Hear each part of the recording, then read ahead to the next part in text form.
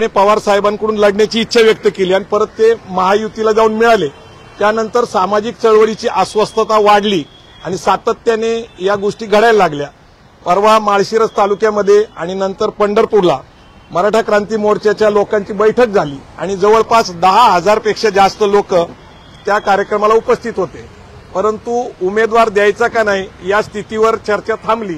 अंतिमतः मी स्वतः अकलूजचा रहिवासी आहे, माझं शिक्षण अकलूजला झालेलं आहे, माझी शेती अकलूजला आहे, माझं घर अकलूजला आहे आणि माळशिरस तालुक्यातनं म्हणजेच महाडा तालुक्यातनं मी असल्यामुळं मराठा क्रांती मोर्चाच्या अनेक लोकांनी मला फोन करून आपण महाड्यातनं जर निवडणूक लढणार असाल तर आमचा सगळ्यांना तुम्हाला पाठिंबा आहे। त्यामुळे सामाजिक चळवळी, राजकीय पक्ष जसं की शेतकरी कामगार पक्षाशी सुद्धा माझा जवळून संबंध आलेला आहे। त्यामुळे मी दिल्लीला आदरणीय पवार साहेबांना माझ्या वतीने मी इच्छा व्यक्त करायला गेलो होतो। आता सुद्धा मी या ठिकाणी साहेबांना भेटलो आणि त्यांना सांगितलं की महाड्यामध्ये तुतारीचा उमेदवार निश्चित निवडून येणार आहे। आपण जो आदेश देताल तो मला मान्य आहे। कुठलाही उमेदवार दिला तरी आम्ही 100% त्यांना निवडून आणण्याची जबाबदारी घेऊ। प्रवीण गायकवाड ही अशी व्यक्ती आहे की ज्या व्यक्तीनं कोल्हापूरच्या उमेदवारासंदर्भात असेल किंवा माड्याचा असेल 2-3 मतदारसंघांसंदर्भामध्ये प्रामुख्यानं प्रवीण गायकवाड काम करत होते, परंतु उमेदवार लढायला तयार नाहीत, ते माघार घेत आहेत। धैर्यशील मोहिते पाटलांचं उदाहरण आता जवळपास पाहायला मिळत आहे। काय नेमकी अशी परिस्थिती आहे की उमेदवारांना थेट माघार घ्यावी लागते? काही धमक्या येत आहेत किंवा काही त्रास होतो? नाही, मला नक्की सांगता येणार नाही की काय नेमकी महाड्याची परिस्थिती आहे, परंतु हे निश्चित आहे की कोल्हापूरला आदरणीय छत्रपती शाहू महाराज यांना बिनविरोध निवडून द्यावं। कोल्हापूरच्या जनतेने राजश्री शाहू महाराजांचं काम जे आहे तिथं, कारण आज कोल्हापूर नगरी ही दरडोई उत्पन्नाला जगात 1 नंबर आहे, म्हणजे एका जिल्ह्याचं उत्पन्न भारतामध्ये सगळ्यात जास्त आहे।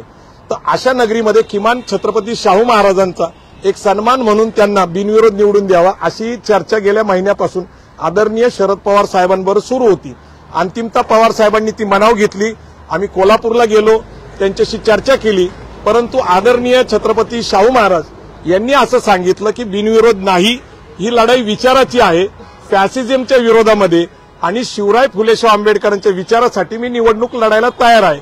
त्यांचं वय, त्यांची तब्येत लक्षात घेता असं वाटत होतं की कोल्हापूरची जनता त्यांना बिनविरोध देईल, परंतु तसं न होता आता एक विचाराची लढाई कोल्हापूरमधून आदरणीय छत्रपती शाहू महाराज यांच्या मार्गदर्शनाखाली सुरू झालेली आहे। लवकरच माढ्याचा सुद्धा तिढा सुटल। इकडे अमोल कोल्हे हे शिरूरमधनं आहेत, जे छत्रपती संभाजी महाराज, छत्रपती शिवाजी महाराजांची भूमिका केलेली आहे। त्यानंतर आदरणीय सुप्रियाताई सुळे। तर हा जो पश्चिम महाराष्ट्राचा पट्टा आहे हा पूर्ण आज शरद पवार साहेब आणि उद्धव ठाकरे यांना एक सहानुभूतीची लाट आहे। त्यामुळे तुतारीचा बोलबाला पश्चिम महाराष्ट्रात प्रचंड मोठा आहे आणि हा पुरोगामी विचाराचा लढा आहे। मला ही गोष्ट नमूद करून सांगावीशी वाटते की ज्यावेळेस मी पश्चिम महाराष्ट्रामध्ये फिरत असताना अनेक लोकांनी मला सांगितलं की देवेंद्र फडणवीस, बीजेपी आणि ते उमेदवार बीजेपी याला त्यांचा विरोध आहे। त्याचं मुख्य कारण त्यांनी सांगितलं की देवेंद्र फडणवीस मुलाखतीमध्ये म्हटले की आम्ही महाआघाडीचं सरकार पाडून आम्ही बदला घेतला आणि अगदी 2-3 दिवसापूर्वी त्यांनी सांगितलं की मी पुन्हा येईल म्हटलं होतं, मी पुन्हा आलो, पण मी 2 पक्ष फोडून आलो। जे 2 पक्ष हे महाराष्ट्राच्या अस्मितेचे आहेत, जिथं मराठी माणसाचा जीव आहे तो शिवसेना आणि राष्ट्रवादी हे महाराष्ट्राचे पक्ष आहेत, स्वाभिमानाचे पक्ष आहेत। ते 2 स्वाभिमानाचे पक्ष हे देवेंद्र फडणवीस यांनी फोडल्यामुळं महाराष्ट्रात प्रचंड अस्वस्थता आहे। महायुतीच्या विरोधामध्ये प्रचंड वातावरण आहे। आम्ही सामाजिक बांधिलकी म्हणून संभाजी ब्रिगेड पूर्ण ताकदीने महाआघाडीच्या बरोबर आहोत, हेही आम्ही शरद पवार साहेबांना सांगितलं आणि जर संधी दिली तर महाड्यातनं लढायला तयार आहे। थँक्यू।